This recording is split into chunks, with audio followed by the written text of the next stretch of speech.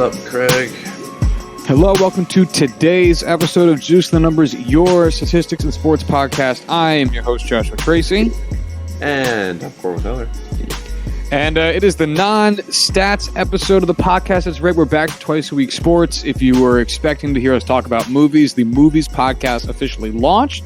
It is now available. You can go find it under the name Juicing the Big Screen. It should be available at all places where podcasts are available. As they say, you can find it on Twitter at Big Screen Juice to keep up with it. So today is our first day of, or I guess the first week of back to both episodes being sports. Corwin, how's it feel to be stooped in sports yet again? It's weird having to go in and just talk about whatever. And I guess that's what we have been doing with the once a week podcast, but it's we have to talk about whatever. I don't know. No, you're right. There's way more flexibility. I didn't prep anything really for today's episode because when we used to do this episode 6 months ago, it was just what are the news topics. All right, we'll talk about them, and that was it. So, and whereas the other day a week, even throughout the pandemic, has been more focused, and we'd pick specific things to prep and talk about. And this one, it's not. So yeah, it's definitely weird to be back at it. Where would you like to start? Let's start on a light note. I'm sure I'm going to name this episode after something to do with the Bucks story, so it's not going to be a surprise that we will eventually talk about it. But let's start on a light note. Let's talk about Lucas Giolito. Yeah. In what is a good game? He has, man. In what has been one of definitely the brightest points on what is already a very feel-good White Sox team has been the growth and development of Lucas Giolito, who went from being the worst, statistically speaking, worst starting pitcher in all of baseball, qualified starting pitcher, I should add that caveat, in 2018. He has lowered his ERA every season for the past 3 seasons and has thrown one single walk away from being a perfect game. Is how that went. He faced 28 batters. It's amazing how a guy who came from such humble beginnings, no-name prospect, can come out of the basement of all pitchers in MLB and pitch to the level the past 2 years where he has. I mean, he got picked, let's see here, 16th overall. Not many guys drafted in that area of the draft, become something. So it's really nice to see Giolito come out of the woods, out of the woodworks, if you will, to be able to pitch this achievement. So just to really talk about the stats, because I'm sure if you're on baseball Twitter, you saw the tweets that said exactly what I just said. Let's put some numbers behind it just to cement that statement. In 2018, which is the year in question, he had 32 starts, by far the most. He had starts for Chicago in 2017, only 7 of them. He also had starts with the Washington Nationals in 2016, where he was originally in the majors. He had 4 starts. Completely forgotten about that. Dude, I genuinely, when I opened up this page, I'm not sure I ever knew that. So it was definitely weird to see. But again, 2018 was the first year where he started a full season. White Sox really trying to make him into a real starting pitcher. So 32 starts, 173.1 innings. He had a 6.13 ERA. Not good. 123 runs, 118 earned runs, which led all of baseball. 90 walks, which led the American League. 27 home runs allowed. He had 125 strikeouts, a FIP of 5.5, a WHIP of 1.47, an ERA plus of 69. I was waiting for a nice. I didn't get one. Oh, wow. I'm surprised you're slipping, Corwin. I was distracted by looking up the trade for Lucas Giolito. All good. A strikeout to walk ratio of 1.39. Like it bad. It's really bad. And we'll talk about this year, but because we do not have a full 162 game season this year to talk about the stats of, nor will we get that. I just want to compare this to his 2019 stats super quick. So 2018, 170, Jesus fucking Christ, 173.1 innings pitched. 2019, 176.2 innings pitched.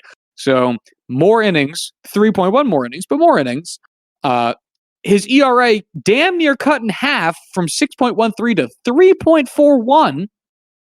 His game started actually lower, 29 instead of 32. No real reason for that, but it's interesting that he threw more innings with fewer starts. 3 complete games, 2 shutouts. He went from allowing 118 earned runs to 67, damn near cut that in half. His walks allowed went from 90 to 57, cut that down by a full third. He's still allowed a similar amount of home runs, 24 versus 27, but all of the stats around it are, if you're allowing fewer base runners, and his whip dropped by 400, it went from 1.477 to 1.064, then you can stomach the home runs more. It means they're going to be allowing more solo shots, and while solo shots still suck, it doesn't suck nearly as much as allowing 2 and 3 run home runs. His strikeouts also fucking nearly doubled. They increased by 100 more strikeouts. Is a ridiculous number. 125 in 2018 to 228 in 2019. 11 fewer hit by pitches, showing just a better demonstration of control. And his ERA plus, his ERA compared to league average also doubled. It went from 69 to 134.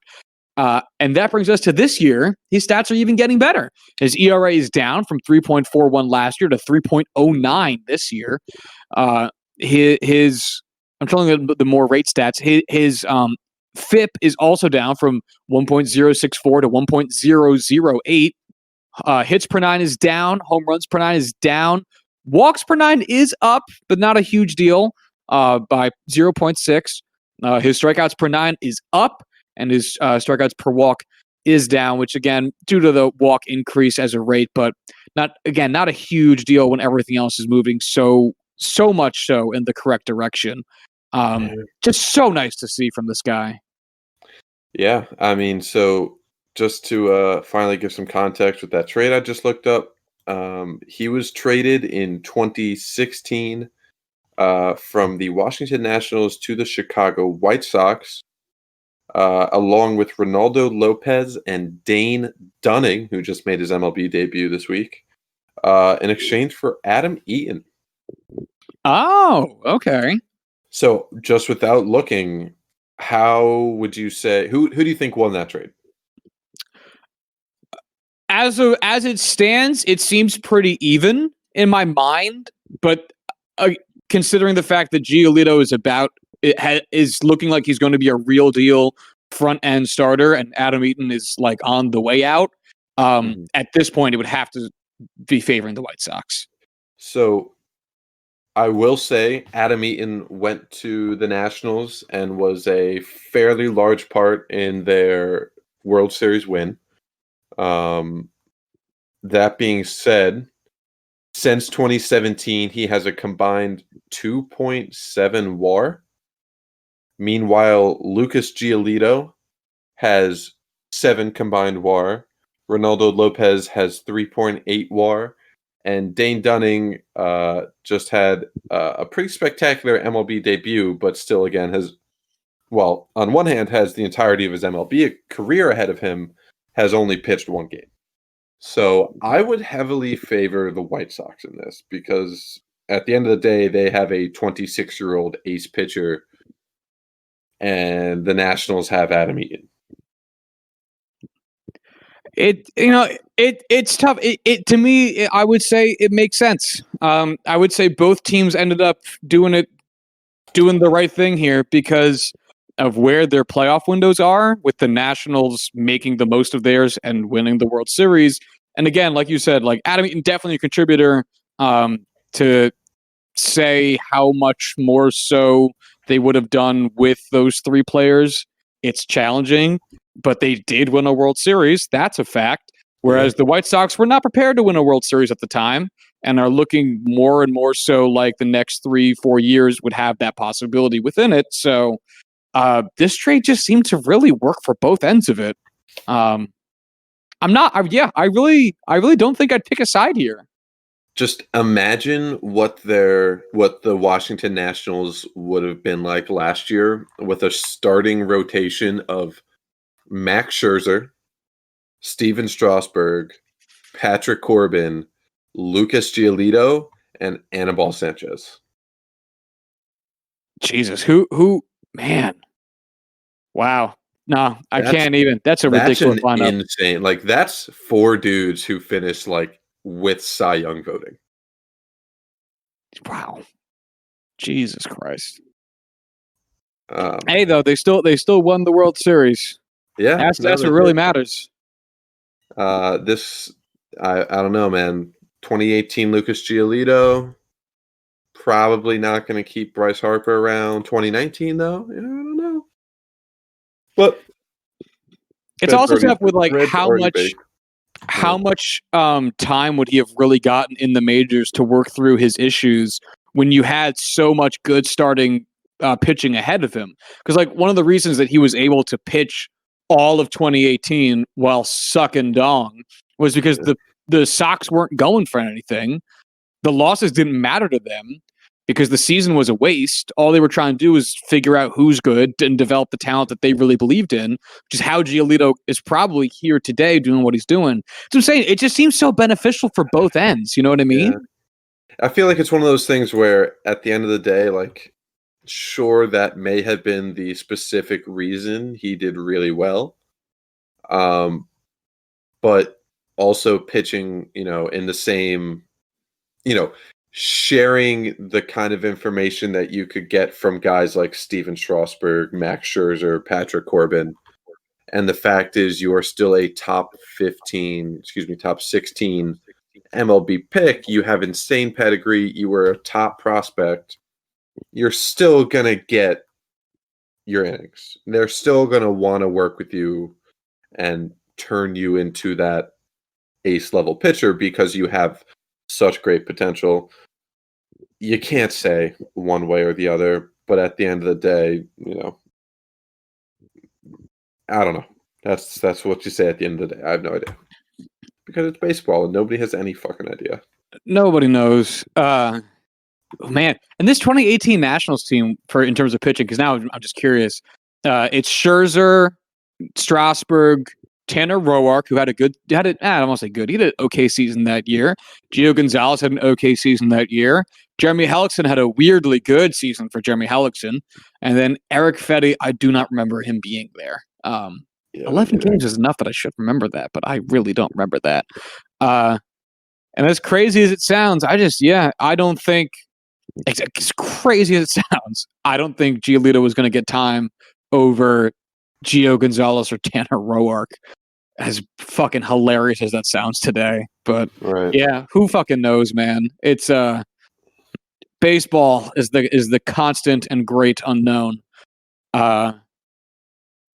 But I'm so happy for Giolito. I watched the last 2 innings of that game after I saw that it was a no-no. After I got some of the no-no notifications, which I don't usually do, but as anyone who listens to this podcast might be aware, I just fucking love the White Sox, man. Yeah. I have no real reason. I've been on the bandwagon for the last 3 years. So now that they're good, I am claiming that I've been here long enough to not be one of the bad bandwagons. I'm one of the good bandwagons. I've been here since Tim Anderson was all we had. I am so happy to have hopped off the Pirates bandwagon. Oof. Yeah, they don't deserve it. No, they are. Although, actually, I do have one more talking point we can do before we shift over to basketball. One of the few times we'll ever say that. Final props to Giolito. Love you, dude. So happy for you. Absolutely. The Angels have a worse winning percent than the Pirates. What? And I don't understand how it's possible that the Angels and their 313 win percent. That is Sorry, they don't. They don't. It is better. It is marginally better, but it is better. They have the worst. It is 44 points higher. I'm saying marginally only because not the points, but because there's so few games in a season. Although they have, they have 3 more wins, but they also have 3 more losses. It's such a push. I would not say that's a push. Yeah. If you gave the Pirates 6 more games, they wouldn't win. They wouldn't go 500. You're right. It's a lot worse. The Pirates are a lot worse. I retract they just my came statement. off a 3-game winning streak, which they will not top. I can promise you, they will not top. The Pirates are currently on a 2-game losing streak. Yeesh. Anyway, so I'll rephrase my conversation topic to be: the Angels have the worst win percent in the American League. As tragically bad as Boston has been, the Angels still have no more wins and 2 more losses than the Red Sox have. The Kansas City Royals and the Detroit Tigers, who went into the season with bottom of the barrel expectations, are doing significantly better than the Angels. I don't think I could name you 5 players on the Detroit Tigers right now with any large degree of certainty, and I can name you 5 all-star players on the Angels. Yeah. The fact that they're this bad is genuinely puzzling at this point. Their pitching has been truly unbearably awful.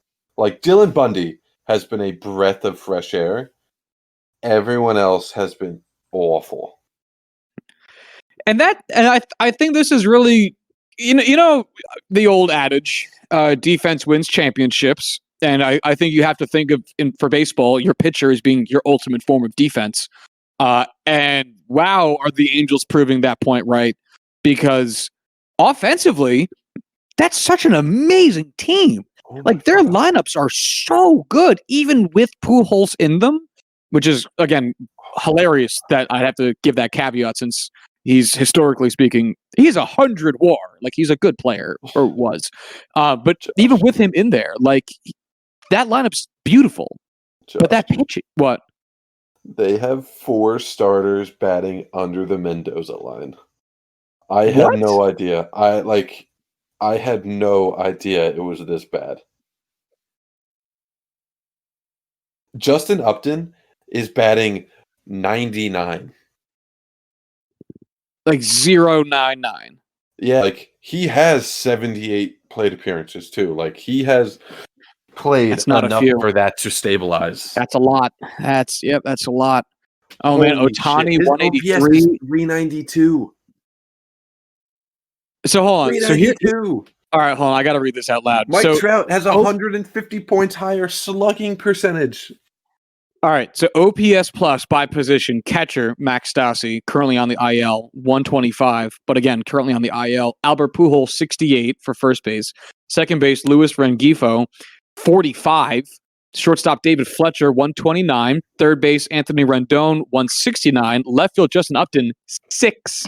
Center field Mike Trout, 140. Right field Joe Adele, 31. DH Shohei Ohtani, 80. These are bad. Wow, these are really bad. Yeah. Their bench looks pretty decent. Infielder Tommy La Stella at 130. Brian Goodwin at 124. Anthony Bemboom at 191. Jason Castro even at 101. But Jesus Christ, this is awful. Now to go down to team pitching, if you want to do, what do you want to hear? ERA plus? Yeah, just keep it consistent. Dylan Bundy having a fantastic season, which is hilarious. 173. I don't understand. Andrew Heaney, number 2 guy, definitely thought highly of him this season. 81. Not good. Griffin Canning, second-year guy, sophomore, has 92. Meh. Patrick Sandoval, 67. Not good. Julio Teheran, 49. Bad. Jose Suarez, their number 6 pitcher right now, 13. Yeah, he has a 38.57 ERA. Oh, he's pitched 2.1 innings. Okay. Yeah, I think I forgive him and his 38 ERA. And the thing is, Also, like, he I has a thought 38 ERA and only a 13 ERA plus.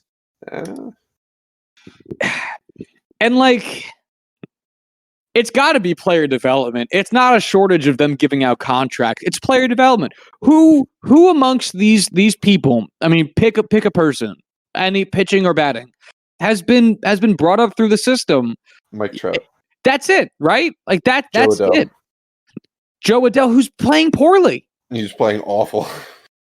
And granted, he's a rookie, and like this is basically what we said. What I just said about Lucas Giolito. Like the Angels, I don't think it's sad. They should have expectations, but they don't have expectations. So they're giving him a lot of playing time because the team is bad, and you'd rather develop Joe Adele than not have him play for literally no reason, especially in a season where there is no minor league season. But he's playing poorly. Albert Pujols playing poorly, and a contract person. Like so many of these people are via trades straight into the starting roles or via free agent contracts, and almost none of these guys were brought up within the system. And as much as like you can just sign as much as like we give shit to the Yankees and the Dodgers and the Red Sox for like just buying up contracts, which is true, all those teams also develop talent. Cody, like the Dodgers are full of player development success stories. The Yankees have a bunch of player development success stories or have trade success stories with undervalued players. Same thing with the Red Sox. And the Red Sox, I understand, are playing so poorly right now because their entire starting pitching disappeared in the snapping. But like still, that there's a lot of really good pieces to that team. Like they'll be back pretty soon. After they get a few drafts and a few more trade deadline seasons underneath their belt, so probably another 3 seasons or 4 seasons. But like all of these teams show that they can bring talent from within. That's what makes the Cardinals an evergreen team of success. Like, my God, the Angels, Jesus Christ. Here's a hot take for you. Joe Madden, 3-time Manager of the Year and World Series champion Joe Madden. This is the worst win percentage in the entirety of his career. A full 50 points lower than the lowest in his career, which was his inaugural season as head coach of the California Angels. Oh, my God. He hasn't had a winning percentage below 400 since 2006, his first year with the Tampa Bay Devil Rays. Yeah, and he brought them to a World Series in like 2 seasons. Yeah. So, yeah, it's so bad. 3 seasons, Josh. His 3rd season, they went to the pennant. Sorry, yes. Excuse me. Yes, you are correct. And then lost to the Philadelphia Phillies, bro. Yeah. No, he lost to Roy Halladay, not the Phillies. And Ja Happ. Don't forget about Ja Happ, also on that team. Honestly, I absolutely did not follow baseball in 2008. I was far too young and disinterested, but I know like a weird amount of players from that team. Oh, sure. Well, especially with the area we grew up in. Yeah, very true. The Angels are shaping up to be one of the most pathetic stories in baseball history in terms of team success versus talent. Like Mike Trout having played in, I think we've looked at it. I don't feel like looking it up again, but I think it's a single playoff game. I think he had 1 wild card game in there. That's the equivalent. Like, imagine if Willie Mays never made it to the playoffs. Imagine if Mickey Mantle never made it to the playoffs. Even though, like, people talk about Barry Bonds not winning the World Series as being a big deal, at least he went to one. Right. And I understand that there's still plenty of time for Mike Trout. There's like 12 more years on the contract he's on alone. But at the same time, like, the dude's almost 30. And I'm not talking about his decline in age or in production, because obviously it's not. That's not the point. I'm talking about the fact that, like, he's been in the bigs for a while. And the Angels are just, like, incapable of getting through to this division. And I get that you have the Astros now. They weren't doing this in 2016. I get that you have the A's now. But they weren't doing this at that point in time either. And guess what? the A's and the Astros didn't do anything that the Angels can't also do outside of the Astros cheating a lot. But in terms strictly of player development, the Astros lost a bunch of games, which the Angels are phenomenal at, and then drafted really good players, which apparently the Angels can't fucking do. The A's keep trading away talent, which the Angels could do, and getting good, young, controllable players under control for a while, winning with who they can, signing who they can to what they can, and then moving on. Like, there are winnable strategies that are taking place within their own division that the Angels just can't replicate. And it's bizarre that they can't. Like, you'd think that they would fall ass backwards into a World Series season the way that the Mets did in 2015 and the way that the Royals did for 2 consecutive years. Like, the Red Sox went from worst to first 6 times in the last 10 years, it feels like, and won 3 World Series along the way. The fact that the Angels have this much talent that is, 1, currently underperforming, and 2, still not enough when it's not underperforming is insane. It's just so disappointing, it's one of those, I'm not mad, I'm just disappointed moments because there's no excuse. There isn't. No. Yeah, if I was an Angels fan, which I wouldn't do that to myself, but if I was, I don't know if there's anything keeping me attached to that team that's not a fish. Like, you have the fish man, and that's it. I don't know what else you're rooting for right now.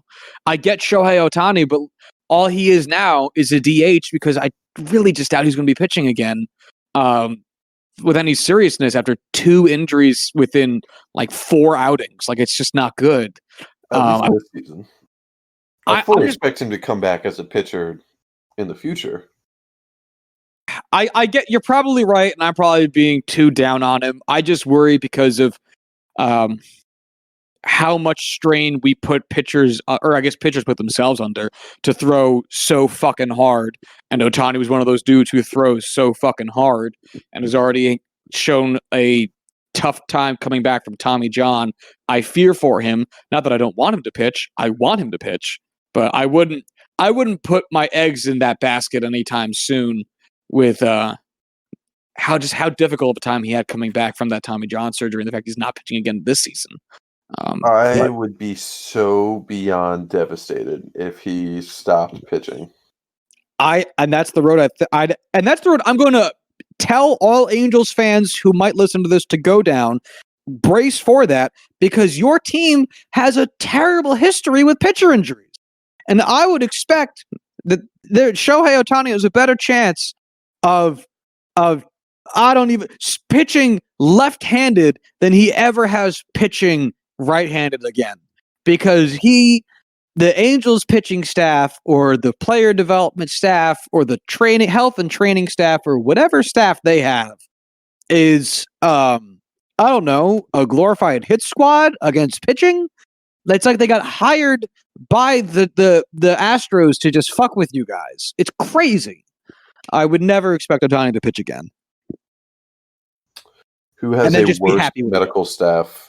The Angels, the San Diego Chargers, or the New York Mets? The New York Yankees. Everyone's hurt all the time. I hate it. No, I don't understand it. And Judge. Giancarlo, and Judge, Hicks, everybody. It's everybody. Luis Severino hasn't pitched in 2 years. Fuck, man. It's crazy. Everyone's hurt. Paxton's on the IL. Gleyber Torres is on the IL. And Duhar missed a whole season. Everyone's hurt all the time. And yeah, it's cool that we keep winning. I just want to watch my team play baseball, man. Anyway. Baseball is at least being played at the moment. It is, for reference, it is 6:51, almost 7 o'clock, Wednesday, August 26th. The Yankees play the first game of a doubleheader. We will see if the second game gets played, as the Brewers have already called off their game tonight against the Reds to follow in solidarity with the Milwaukee Bucks calling off their playoff game in the NBA which then caused a ripple effect. I won't even say that because that sounds like it's all unrelated, which then caused the rest of the NBA to stand in solidarity with the Milwaukee Bucks to boycott their own playoff games and to show a stance in solidarity with the protests happening across the state of Wisconsin right now after a shooting in Kenosha, Wisconsin, a city I had never heard of before and wish I still didn't know the name of. As we once again see racial injustice being brought to the forefront of the sports community, as surprise, surprise, most athletes in the NBA are black. A lot of athletes in the NFL are black. An underrepresented amount of baseball players in the MLB are black. It might be a surprise to most people, but black people are athletes and also black people, and don't like it when you miss that aspect of it. Yeah, it's so wacky. So I love what the Bucks are doing. I think we'll start there. I think it's so great, not only in today news, is it great that the Bucks are doing this as a show that they will not go on with life as usual while terrible things are happening to not just in the world, not just in the U.S., but to their specific group of people, to black people at the hands of police, which has been a very hotly discussed topic throughout the summer this year, as it should be more of a discussion across politics, news, sports communities, what have you. It's been mainly focused on this season after the George Floyd incident, or the George Floyd murder, to be more specific and correct. So I love what the Bucks are doing. And it also, I think it's a great thing to show how far we've come as a society, specifically in the sports world, where Colin Kaepernick kneeling in 2016 got him shadow banned from the league. And then the Milwaukee Bucks can be like, we're not going to play playoff basketball today. And everyone's like, yeah, awesome, man. Like, you shouldn't. That makes me happy. Well, I wouldn't say everyone. You're right. It's not everybody. But the fact that the league, also put it this way, the league will, and again, NBA, a far more progressive league than the NFL, but there's still the fact that their league is standing behind them with this. And now we're seeing the MLB, I think, likely to be okay with the Brewers missing their game. I'm not sure they're going to ban all baseball games. It's one of the things I'm waiting on seeing with this Yankees game. But still, the fact that the Brewers are also taking this position and hopefully getting support from the MLB with this, it's a big step. It's a really big step for how we interact with racial issues that intersect with the things we like watching on TV, because the things we like watching on TV don't exist in a vacuum the way people typically like to think of them as. I really don't think that we are going to see Rob Manfred and the MLB not ban games, but postpone the entirety of the games any given day because of these protests. Just because, God, Adam Silver is, such a leading edge of progressive changes when it comes to professional sports leagues. And Rob Manfred is so far on the trailing edge that it's a joke. I don't think there's any way it happens. The amount of players who are willing to take a stand and speak up are significantly smaller. I'll say the focus of fans is in a significantly different place. And I cannot in a million years see them make that kind of decision. But basically allowing these teams to boycott without coming out and saying, all right, if you don't play, like, you forfeit, that's the way it is. We're not going to, no tolerance type bullshit with sitting out.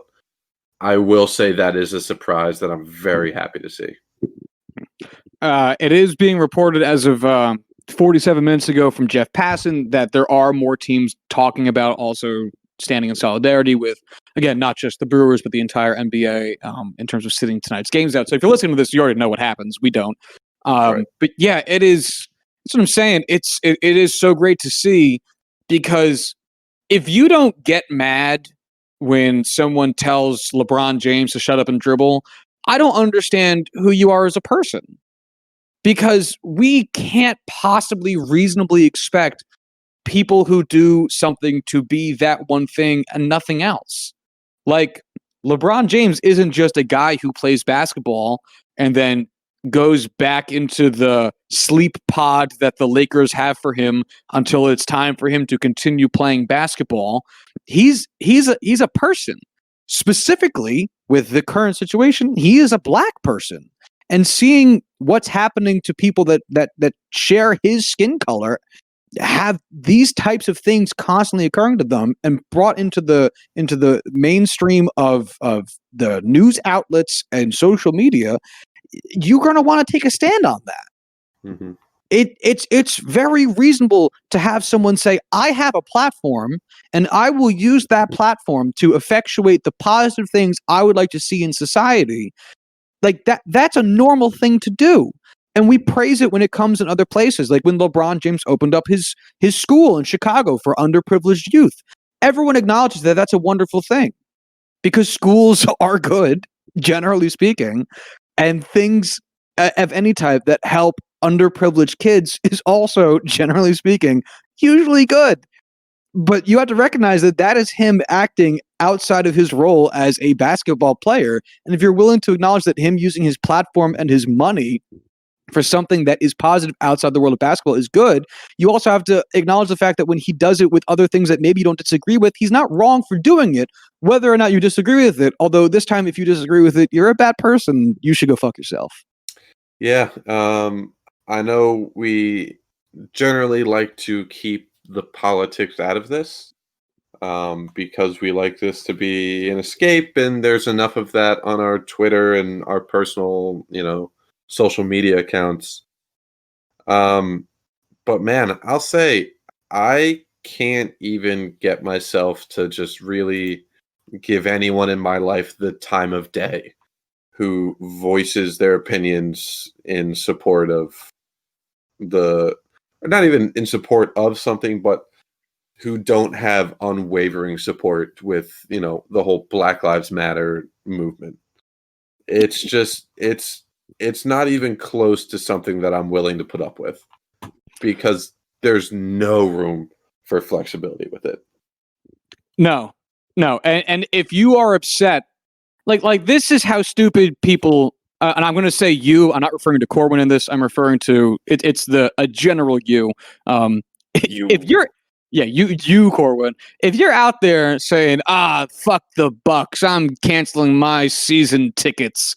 What you're saying is, I hate the fact that the black people on my favorite basketball team are standing up with other black people. That makes me mad. I wish they would just let that go and keep playing basketball, because I wanted to watch basketball tonight, not have to listen to how black people are upset about the killing of other black people, because I am going to turn my eye away from racism and instead watch basketball. Josh, what you're saying is partially accurate, but it is far too deep of a response for what I've heard almost, universally from that side. It's really just, nobody fucking cares. Stick to basketball. I want to watch basketball tonight. That's it. Yeah, you're right. It stops there. You're right. It's not even like, how dare you, support injustice or support the fight against injustices. It's just, you don't matter to me. I just want to watch basketball. It is a malicious level of ignorance. You're 100%. Yeah, you're right. So because this is sorry, I'm going to move on a little bit, kind of. I didn't want to interrupt you though. Were you saying something? No, that was my dog barking, because he is supporting Black Lives Matter. Dogs bark for Black Lives. Love it. So this is a sports show. I want to frame this a little bit more around the sports side of it, because, as Corwin said, we try to make this as politics free as we can, because we understand it can be challenging if you have if you are an informed person and are constantly inundated with these concepts. So while this is I hate using the phrase political in nature because it's not. Like, racism is not politics. Ugh. But I don't know what best to. It's become politics. Which it's It so shouldn't gross be to say it. politics because it has no way, shape, or form any grounding in a political discussion with political parties, but it's become that way because of how polarizing our two-party system has become. You're right. You're right. So instead of saying politics, which again I can't believe this is how some people phrase it, we'll be very upfront about it and go with racial injustice. So if you are constantly staying up to date with the current racial injustices across the nation, we try to keep this away from that. But one, this is something happening in sports today. This is the news edition, so it of course we're going to talk about it. But also, this is a really interesting point from a labor market perspective, in addition to combating racial injustice. Because as Cord and I were kind of bantering about before we started, this is specifically the NBA, but I wonder how much sports as a whole generates for revenue. In addition, when you add all of it up, stadium revenue, streaming rights revenue, all that shit. But anyway, multi-billion-dollar industry. And if the NBA were to come out and say, we're not playing basketball again until the officers who shot Jacob Blake are arrested. And the officers who shot Breonna Taylor, absolutely. That's a huge statement. And I'm not sure that's going to happen because logistically it would be tough, because I don't know if the NBA's streaming rights contracts would allow for that, and if they'd be willing to take that financial hit of being sued for a breach of contract, stuff like that. Not to say that the will wouldn't be there, because with how receptive we've seen Adam Silver be to these types of, I don't say demonstrations of personal belief, I'd want to say that the will would be there, but logistically speaking, I think it would just be too problematic. Although, again, I would love to see it. Assuming a world where it would happen, though, what would the repercussions be? Is the purchasing power of 30 billionaires, NBA owners, enough sheer capitalistic force to move the needle of justice in the right direction?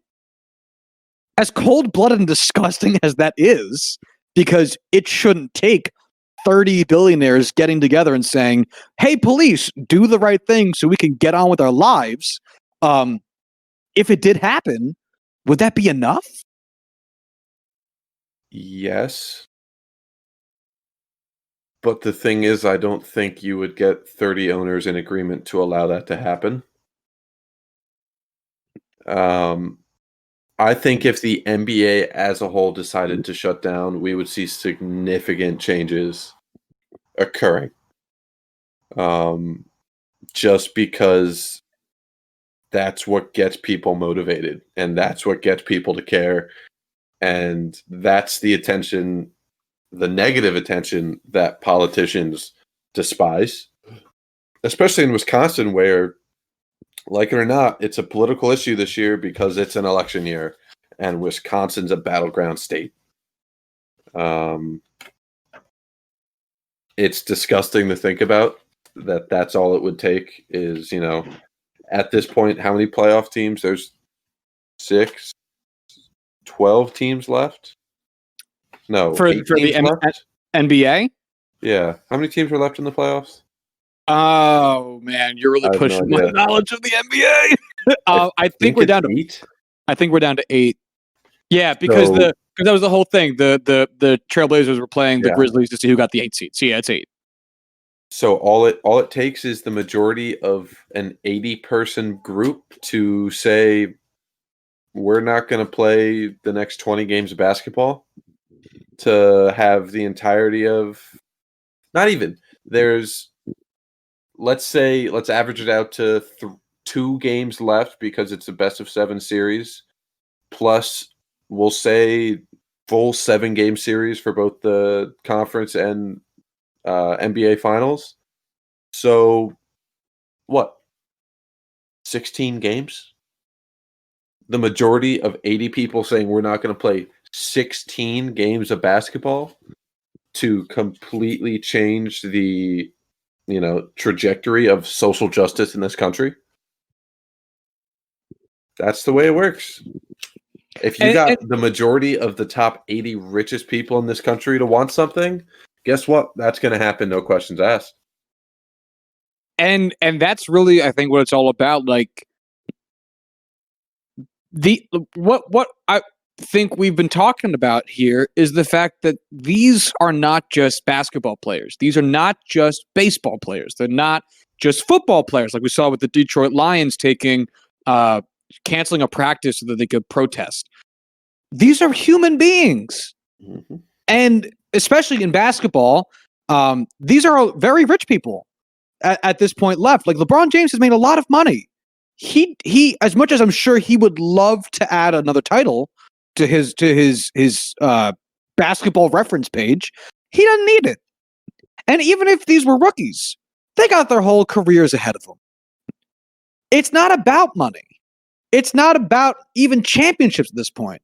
I'm willing to bet you that if you went up to half, if not more, fuck it, three quarters, if not more, of the NBA players left in the playoffs right now, and asked them, which would you rather have?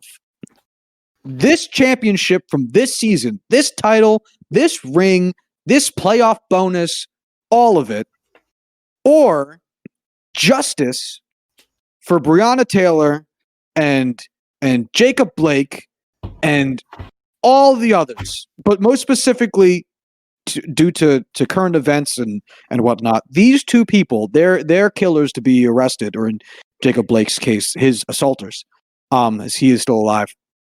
I think three quarters, if not more, of the NBA would say, give me justice. Yeah. Give me justice. And that's what this is about. Things are bigger than sports. As much as we don't talk about them on this podcast, this is a sports podcast. And these athletes have a lot of sway because, for one, they are the labor of a nationally televised product, which is a huge amount of sway in a public attention sphere. And a lot of them are very wealthy due to previously stated fact number one, and therefore have a lot of ability to not work and devote time, energy, and aforementioned money on causes that they care about, like this one, like these far too many that are in public spheres and the public eye right now.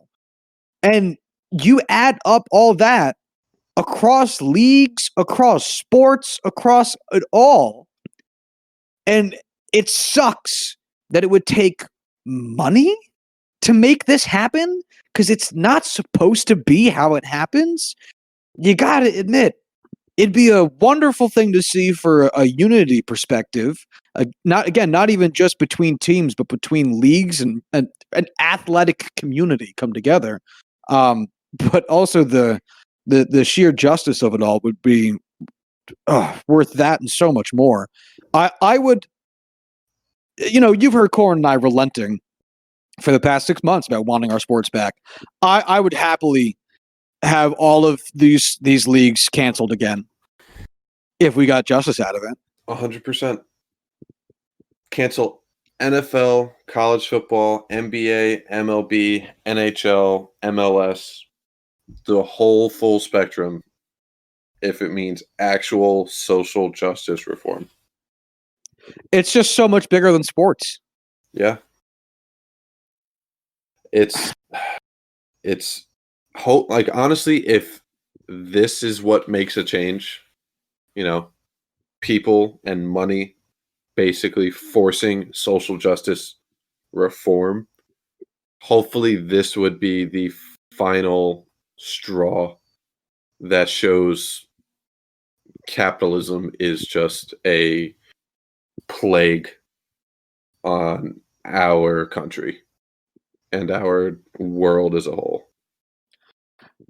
As a quick update, the Yankees game looks like it just started. First pitch was just delivered, so the Yankees game is not getting canceled. I saw that the Mariners are heavily debating it. Oh, never mind. As of 45 seconds ago, the Seattle Mariners will not play today's game against the San Diego Padres after the Mariners players agreed to postpone it per Jeff Passan. So the Mariners, who are have the most black players in of all the Major League Baseball teams, have decided to postpone their game. My hat's fucking off to you guys. I really wish the Yankees were doing this. I can't help but sit here and think the Yankees might not be doing this if CC Sabathia was still on the team, as he is retired. But it is this could be a real turning point in the sports activism community. We could get a lot more out of the sports or the athlete political commentary department. One of the beautiful things, as we come to the end of this conversation, as I don't want to overstay my welcome on it, but one of the beautiful things about sports is that it takes people from all over.